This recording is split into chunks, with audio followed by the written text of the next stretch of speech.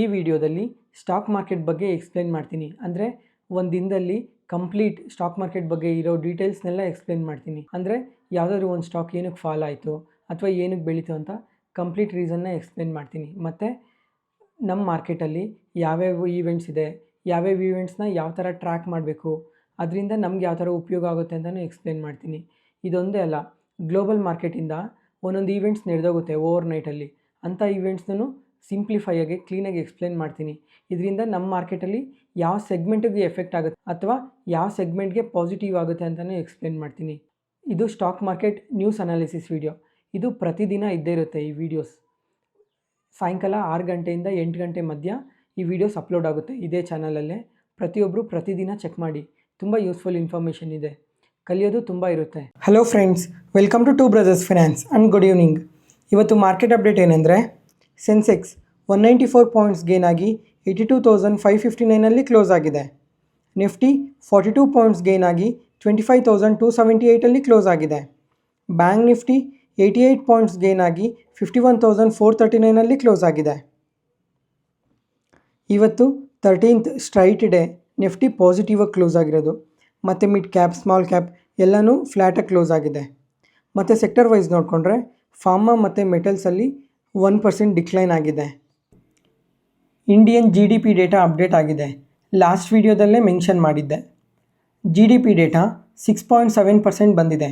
Analyst ಎಕ್ಸ್ಪೆಕ್ಟೇಷನ್ಗಿನ್ನ ಸ್ವಲ್ಪ ವೀಕಾಗಿ ಬಂದಿದೆ. Previous ಆಗಿ 7.8% ಬಂದಿತ್ತು. ಈ ಡೇಟಾ ವೀಕಾಗಿ ಬಂದಿದ್ರೂ ನಮ್ಮ ಮಾರ್ಕೆಟ್ ಏನೂ ನೆಗೆಟಿವ್ ಆಗಿ ರಿಯಾಕ್ಟ್ ಆಗಿಲ್ಲ. ಮತ್ತು ಗ್ಲೋಬಲ್ ರೇಟಿಂಗ್ ಏಜೆನ್ಸಿ ಆದ ಮೂಡೀಸ್ ಅವರು ಈ ಓವರಾಲ್ ಫಿನಾನ್ಷಿಯಲ್ ಇಯರಲ್ಲಿ GDP 7.2% ಇರುತ್ತೆ ಅಂತ ಅಪ್ಡೇಟ್ ಮಾಡಿದ್ದಾರೆ. ಇವತ್ತು ನಮ್ಮ ಮಾರ್ಕೆಟ್ ಟೈಮಲ್ಲಿ Indian manufacturing PMI data update ಆಗಿದೆ. ಈ ಡೇಟಾ ಸ್ವಲ್ಪ ವೀಕಾಗಿ ಬಂದಿದೆ. ಪ್ರೀವಿಯಸ್ ಆಗಿ 57.9 ಬಂದಿತ್ತು, ಈ ಸಲ 57.5 ಬಂದಿದೆ. ಸೆಬಿ ಅವರು ಹೊಸ ರೂಲ್ಸ್ ತರ್ತಾನೆ ಇದ್ದಾರೆ FNO ಸೆಗ್ಮೆಂಟ್ಗೆ. ಲಾಸ್ಟ್ 2-3 ಮಂತ್ಸಿಂದ ಈ FNO ಸೆಗ್ಮೆಂಟಲ್ಲಿ ತುಂಬ ಚೇಂಜಸ್ ಬಂದಿದೆ.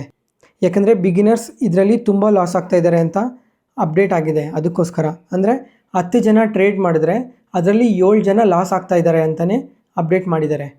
ಅದರಿಂದ ರಿಟೇಲರ್ಸ್ ಪಾರ್ಟಿಸಿಪೇಷನ್ನ ಕಮ್ಮಿ ಮಾಡೋದಕ್ಕೋಸ್ಕರ, ಅದರಲ್ಲೂ ಈ ಸ್ಮಾಲ್ ಪಾರ್ಟಿಸಿಪೇಷನ್ ಅಂದರೆ ಬಿಗಿನರ್ಸ್ ಅಥವಾ ಈ ಕಮ್ಮಿ ದುಡ್ಡಿಂದ ಬಂದು ಟ್ರೇಡ್ ಮಾಡಬೇಕು ಅಂತ ಬರ್ತಾರೆ ನೋಡಿ, ಇಂಥವ್ರ ಪಾರ್ಟಿಸಿಪೇಷನ್ ಕಮ್ಮಿ ಮಾಡೋದಕ್ಕೋಸ್ಕರ ಲಾಟ್ ಸೈಜ್ನ ಇನ್ಕ್ರೀಸ್ ಮಾಡಿದ್ರು.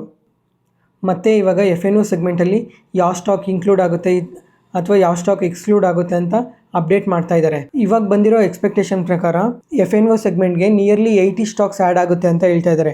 ಅದರಲ್ಲಿ ಇವಾಗ ಮೇಯ್ನಾಗಿ ನೋಡಿಕೊಂಡ್ರೆ Zomato, Jio finance, policy Bazaar, BSE, union bank ತುಂಬ ಸ್ಟಾಕ್ಸ್ FNO ಸೆಗ್ಮೆಂಟ್ಗೆ ಆ್ಯಡ್ ಆಗುತ್ತೆ ಅಂತ ಹೇಳ್ತಾ ಇದ್ದಾರೆ. ಮತ್ತು ಸೆಬಿ ಅವರು 2 ಮಂತ್ಸ್ ಬ್ಯಾಕ್ ಫಿನ್ ಇನ್ಫ್ಲೂಯೆನ್ಸರ್ಸ್ ಮೇಲೆ ಒಂದು ಕಮೆಂಟ್ ಮಾಡಿದರು, ನೆನಪಿದೆಯಾ? ಈ ಅನ್ರಿಜಿಸ್ಟರ್ಡ್ ಸೆಬಿ ಇನ್ಫ್ಲೂಯೆನ್ಸರ್ಸ್ ಯಾರು ಈ ಸ್ಟಾಕ್ ಮಾರ್ಕೆಟ್ ಬಗ್ಗೆ ಮಾತಾಡ್ತಾ ಯಾವುದೇ ಸ್ಟಾಕ್ನ ಬೈ ಅಥವಾ ಸೆಲ್ ರೆಕಮೆಂಡೇಶನ್ ಕೊಡಬಾರ್ದು ಅಂತ ಹೇಳಿದರು. ಆದರೂ ಸ್ವಲ್ಪ ಇನ್ಫ್ಲೂಯೆನ್ಸರ್ಸ್ ಈ ರೆಕಮೆಂಡೇಶನ್ ಕೊಡೋದು ನಿಲ್ಲಿಸಲೇ ಇಲ್ಲ. ಅದಕ್ಕೆ ಅವ್ರಿಗೆ ಸೆಬಿ ಅವರು ನಿಯರ್ಲಿ 100 ಇನ್ಫ್ಲೂಯೆನ್ಸರ್ಸ್ಗೆ ವಾರ್ನಿಂಗ್ ಲೆಟರ್ಸ್ನ ಕೊಟ್ಟು ಇದು ಅನ್ಲಾಫುಲ್ ಆ್ಯಕ್ಟಿವಿಟಿ, ಯಾವುದೇ ಕಾರಣಕ್ಕೂ ಈ ಥರ ಸೋಷಿಯಲ್ ಮೀಡಿಯಾದಲ್ಲಿ ಬೈ ಆರ್ ಸೆಲ್ ರೆಕಮೆಂಡೇಶನ್ನ ಕೊಡಬಾರ್ದು ಅಂತ ಹೇಳಿದ್ದಾರೆ. ಮತ್ತೆ ನೋಡಬೇಕು ಈ ಫಿನ್ ಇನ್ಫ್ಲೂಯೆನ್ಸರ್ಸ್ ಬಗ್ಗೆ ಕಂಪ್ಲೀಟ್ ಫ್ರೇಮ್ವರ್ಕ್ ಯಾವಾಗ ರಿಲೀಸ್ ಮಾಡ್ತಾರೆ ಅಂತ. ಅದಕ್ಕೆ ಸ್ಟಾಕ್ ರೆಕಮೆಂಡೇಶನ್ನ ಕಂಪ್ಲೀಟಾಗಿ ಅವಾಯ್ಡ್ ಮಾಡಿ. ಯಾಕಂದರೆ ಫಸ್ಟು ಜನಗಳು ಸ್ಟಾಕ್ ರೆಕಮೆಂಡೇಶನ್ನ ಕಮ್ಮಿ ಮಾಡಿದ್ರೆ ಸ್ಟಾಕ್ ರೆಕಮೆಂಡೇಶನ್ ಮಾಡೋರು ಸಹ ಅಂಥ ವೀಡಿಯೋಸ್ ಎಲ್ಲೂ ಪ್ರಮೋಟ್ ಮಾಡೋಕ್ಕೆ ಹೋಗಲ್ಲ ಸೋಷಿಯಲ್ ಮೀಡಿಯಾ ಪ್ಲ್ಯಾಟ್ಫಾರ್ಮ್ಸಲ್ಲಿ. ಫಸ್ಟ್ ಇವ್ರು ಕಮ್ಮಿ ಆದರೆ ಅವ್ರು ಸಹ ಈ ಥರ ರೆಕಮೆಂಡೇಶನ್ನ ಕಂಪ್ಲೀಟಾಗಿ ಅವಾಯ್ಡ್ ಮಾಡ್ತಾರೆ. ಎಂದೇ ಆಗಲಿ ಕ್ವಾಲಿಟಿ ಎಜುಕೇಷನ್ ಅಂದರೆ ಸ್ಟಾಕ್ ಮಾರ್ಕೆಟ್ ಬಗ್ಗೆ ಎಜುಕೇಟ್ ಮಾಡೋರು ಜಾಸ್ತಿ ಆಗ್ತಾ ಬರಬೇಕು. US ಮಾರ್ಕೆಟಲ್ಲಿ core inflation PCE price index year on year update ಆಗಿದೆ. ಅನಲಿಸ್ಟ್ ಎಕ್ಸ್ಪೆಕ್ಟೇಷನ್ಗಿನ್ನ ಬಿಲೋ ಬಂದಿದೆ. ಈ ಥರ ಬಿಲೋ ಬಂದರೆ ರೇಟ್ ಕಟ್ ಪ್ರಾಬಬಿಲಿಟಿ ಅನ್ನೋದು ಜಾಸ್ತಿ ಆಗುತ್ತೆ. ಅದಕ್ಕೋಸ್ಕರ US ಮಾರ್ಕೆಟ್ ಫ್ರೈಡೇ ಪಾಸಿಟಿವ್ ಆಗಿ ರಿಯಾಕ್ಟ್ ಆಗಿದೆ. ಮತ್ತು ಕಮ್ಮಿಂಗ್ ಟೈಮಲ್ಲಿ ಇಂಪಾರ್ಟೆಂಟ್ ಡೇಟಾಸ್ ಅಪ್ಡೇಟ್ ಆಗುತ್ತೆ. ಪ್ರತಿಯೊಬ್ಬರು ಟ್ರ್ಯಾಕ್ ಮಾಡಿ. ಈ ಡೇಟಾಸ್ ತುಂಬ ಇಂಪಾರ್ಟೆಂಟ್. ನಾನು ಸಹ ಆ ಡೇಟಾ ಅಪ್ಡೇಟ್ ಆಗೋದಕ್ಕೂ ಒಂದಿನ ಮುಂಚೆನೇ ಈ ನ್ಯೂಸ್ ವೀಡಿಯೋಸಲ್ಲಿ ಕಂಪ್ಲೀಟಾಗಿ ಇನ್ಫಾರ್ಮೇಷನ್ ಪ್ರೊವೈಡ್ ಮಾಡ್ತೀನಿ. Market key updates. ಇವತ್ತು ಬಜಾಜ್ ಸ್ಟಾಕ್ಸಲ್ಲಿ ಸ್ವಲ್ಪ ಪಾಸಿಟಿವ್ ಮೊಮೆಂಟಮ್ ನೋಡಿದ್ವಿ. ಯಾಕಂದರೆ ಬಜಾಜ್ ಹೌಸಿಂಗ್ ಫಿನಾನ್ಸ್ ಅವರು RHP ಫೈಲ್ ಮಾಡಿದ್ದಾರೆ IPOಗೆ. ಈ IPO ಈ ಮಂತ್ ಸೆಕೆಂಡ್ ವೀಕಲ್ಲಿ ಬರೋ ಚಾನ್ಸಸ್ ಇದೆ ಅಂತ ಅಪ್ಡೇಟ್ ಮಾಡಿದ್ದಾರೆ. ಈ ಬಜಾಜ್ ಫಿನಾನ್ಸ್ ಬಜಾಜ್ ಹೌಸಿಂಗ್ ಫಿನಾನ್ಸ್ನ ಅಪ್ಪರ್ ಲೇಯರ್ NBFC ಅಂತ ಕ್ಲಾಸಿಫೈ ಮಾಡಿದ್ದಾರೆ. ಈ IPO ಡೀಟೇಲ್ಸ್, ಪ್ರೈಸ್ ರೇಂಜ್ ಎಲ್ಲ ಕಮ್ಮಿಂಗ್ ಟೈಮಲ್ಲಿ ಅಪ್ಡೇಟ್ ಮಾಡ್ತಾರೆ. August month auto sales data update ಆಗಿದೆ. ಎಂದೇ ಆಗಲಿ ಆಟೋ ಸೇಲ್ಸ್ ಕಂಪೇರ್ ಮಾಡಬೇಕಂದ್ರೆ ಇಯರ್ ಆನ್ ಇಯರ್ ಕಂಪೇರ್ ಮಾಡಬೇಕು. ಆಗಸ್ಟ್ ಮಂತಲ್ಲಿ ಆಟೋ ಸೇಲ್ಸ್ ಡೇಟಾ ವೀಕಾಗಿ ಬಂದಿದೆ. ಅದಕ್ಕೆ ಇವತ್ತು ಆಟೋ ಸೆಕ್ಟರ್ ಸ್ವಲ್ಪ ನೆಗೆಟಿವ್ ಆಗಿ ರಿಯಾಕ್ಟ್ ಆಗಿರೋದು. ಟಾಟಾ ಮೋಟಾರ್ ಸೇಲ್ಸ್ 8% ಡಿಕ್ಲೈನ್ ಆಗಿದೆ. ಮಾರುತಿ ಸುಜುಕಿ 4% ಡಿಕ್ಲೈನ್ ಆಗಿದೆ ಇಯರ್ ಆನ್ ಇಯರಲ್ಲಿ. ಐಷರ್ ಮೋಟರ್ಸ್ 5% ಡಿಕ್ಲೈನ್ ಆಗಿದೆ. ಯಾಕಂದರೆ Royal Enfield bike sales last ಇಯರ್ಗೆ ಕಂಪೇರ್ ಮಾಡಿಕೊಂಡ್ರೆ ಈ ಇಯರಲ್ಲಿ ಡಿಕ್ಲೈನ್ ಆಗಿದೆ. TVS ಮೋಟರ್ಸ್ ಮಾತ್ರ ಟೋಟಲ್ ಸೇಲ್ಸ್ ಯೂನಿಟ್ಸ್ನ ಇನ್ಕ್ರೀಸ್ ಮಾಡಿಕೊಂಡಿದೆ. 13% ಇನ್ಕ್ರೀಸ್ ಆಗಿದೆ ಟೋಟಲ್ ಸೇಲ್ಸ್. ITC ಇವತ್ತು ಇಂಟರ್ಡೇ ಸೆಷನಲ್ಲಿ ಶೇರ್ ಪ್ರೈಸ್ ನಿಯರ್ಲಿ 2%ವರೆಗೂ ಮೂವ್ ಆಯಿತು. ಯಾಕಂದರೆ ಈ FMCG ಸೆಕ್ಟರ್ ಲಾಸ್ಟ್ 1 ಇಯರಿಂದ ಅಂಡರ್ ಪರ್ಫಾರ್ಮಿಂಗಲ್ಲೇ ಇದೆ. ಜೊತೆಗೆ ಅನಲಿಸ್ಟ್ ಆಂಟಿಸಿಪೇಟ್ ಮಾಡ್ತಾ ಇದ್ದಾರೆ ಕಮ್ಮಿಂಗ್ ಟೈಮಲ್ಲಿ ಈ ಸೆಕ್ಟರಲ್ಲಿ ಗುಡ್ ಗ್ರೋತ್ ಇರುತ್ತೆ ಅಂತ. ಯಾಕಂದರೆ ರೂರಲ್ ಕನ್ಸಂಪ್ಷನ್ ರಿಕವರ್ ಆಗ್ತಾ ಇದೆ, ಮತ್ತು ಮಾಡ್ರೇಟ್ ಇನ್ಫ್ಲೇಷನ್ ಇದೆ, ನಾರ್ಮಲ್ ಮಾನ್ಸೂನ್ಸ್ ಇದೆ. ಅದಕ್ಕೆ ಈ FMCG ಸೆಕ್ಟರಲ್ಲಿ ಗುಡ್ ಗ್ರೋತ್ ಇರುತ್ತೆ ಅಂತ ಅಪ್ಡೇಟ್ ಮಾಡ್ತಾ ಇದ್ದಾರೆ. ಈ FMCG ಸೆಕ್ಟರ್ ಲಾಸ್ಟ್ 1 ಇಯರಿಂದ ಜಸ್ಟ್ 16 to 20% ಮಾತ್ರನೇ ಗ್ರೋ ಆಗಿರೋದು. ಅದಕ್ಕೋಸ್ಕರ ಕಮ್ಮಿಂಗ್ ಟೈಮಲ್ಲಿ ಈ ಸೆಕ್ಟರಲ್ಲಿ ಏನಾದರೂ ಒಳ್ಳೆ ಗ್ರೋತ್ ಇರುತ್ತಾ ನೋಡಬೇಕು.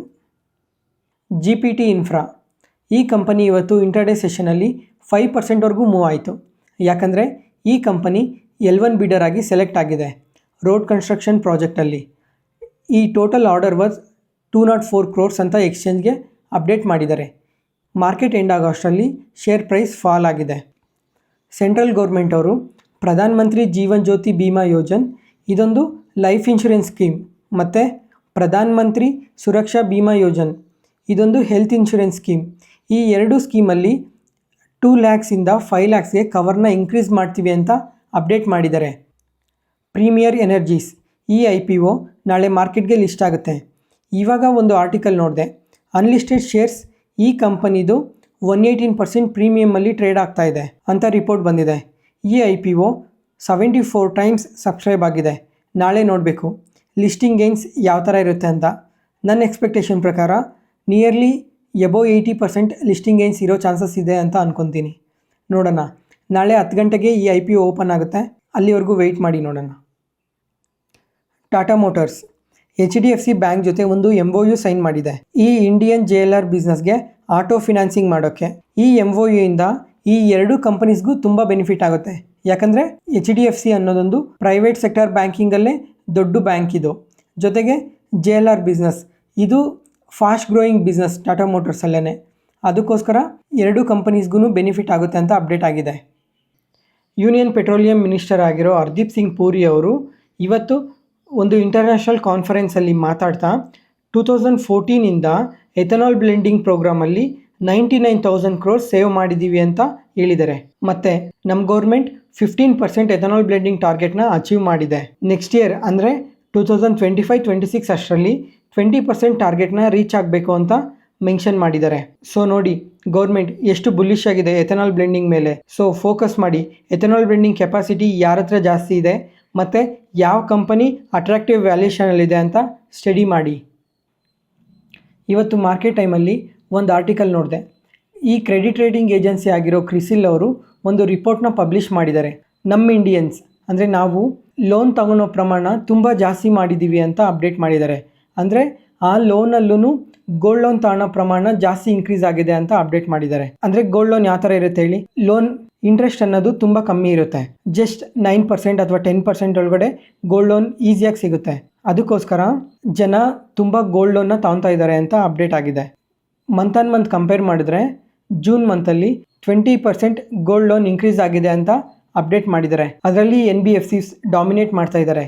90% ಮಾರ್ಕೆಟ್ ಶೇರ್ NBFCದೇ ಇದೆ. ಈ NBFCದೇ ಯಾಕೆ ಜಾಸ್ತಿ ಮಾರ್ಕೆಟ್ ಶೇರ್ ಇದೆ ಅಂದರೆ, ಯಾಕಂದರೆ NBFCs ಕನ್ವರ್ಷನ್ ರೇಟ್ಸ್ ಜಾಸ್ತಿ ಕೊಡುತ್ತೆ ಗೋಲ್ಡ್ ಮೇಲೆ. ನಮ್ಮ ಪ್ರೈವೇಟ್ ಬ್ಯಾಂಕ್ಸಲ್ಲಿ ಕಂಪೇರ್ ಮಾಡ್ಕೊಂಡು ಗೋಲ್ಡ್ ಲೋನ್ ಪ್ರತಿಯೊಬ್ಬರು ಇಲ್ಲೇ ತಗೊತಾರೆ ಜಾಸ್ತಿ. ಫಾರ್ ಎಕ್ಸಾಂಪಲ್ ಈ ಮನಪುರಂ ಗೋಲ್ಡ್ ಲೋನ್ ಅಥವಾ IIFL ಫಿನಾನ್ಸ್ ಈ ಥರ NBFCs ಅಲ್ಲಿ ಗೋಲ್ಡ್ ಲೋನ್ ತುಂಬ ಜಾಸ್ತಿ ತಗೊತಾರೆ. ಬೋನಸ್ ಮತ್ತು ಡಿವಿಡೆಂಟ್ ಅಪ್ಡೇಟ್. VST ಇಂಡಸ್ಟ್ರೀಸ್ ಇವರು 10 ಬೋನಸ್ ಶೇರ್ಸ್ನ ಇಶ್ಯೂ ಮಾಡ್ತಾಯಿದ್ದಾರೆ. ರೆಕಾರ್ಡ್ ಡೇಟ್ ಬಂದು ಸೆಪ್ಟೆಂಬರ್ 6. ಇದೇ ಫಸ್ಟ್ ಟೈಮ್ ಕಂಪನಿ ಬೋನಸ್ ಶೇರ್ಸ್ನ ಇಶ್ಯೂ ಮಾಡ್ತಾ ಇರೋದು. Deepak fertilisers ₹8.50 per share dividend announce ಮಾಡಿದೆ. ಎಕ್ಸ್ ಡಿವಿಡೆಂಟ್ ಡೇಟ್ ಬಂದು ಸೆಪ್ಟೆಂಬರ್ 5. ಗಲ್ಫ್ ಆಯಿಲ್ ಲೂಬ್ರಿಕೆಂಟ್ಸ್, ಈ ಕಂಪನಿ ಫೈನಲ್ ಡಿವಿಡೆಂಟ್ ಅನೌನ್ಸ್ ಮಾಡಿದೆ. ₹20 per share. Ex dividend date ಬಂದು ಸೆಪ್ಟೆಂಬರ್ 5. GNFC, ಈ fertiliser company final dividend announce ಮಾಡಿದೆ. ₹16.50 per share. Ex dividend date ಬಂದು 6 September. ಇವತ್ತಿಗೆ update ಮುಗೀತು. ಈ ವಿಡಿಯೋ ಇಷ್ಟ ಆದರೆ ಲೈಕ್ ಮಾಡಿ, ಶೇರ್ ಮಾಡಿ, ಸಬ್ಸ್ಕ್ರೈಬ್ ಆಗಿ. Thank you.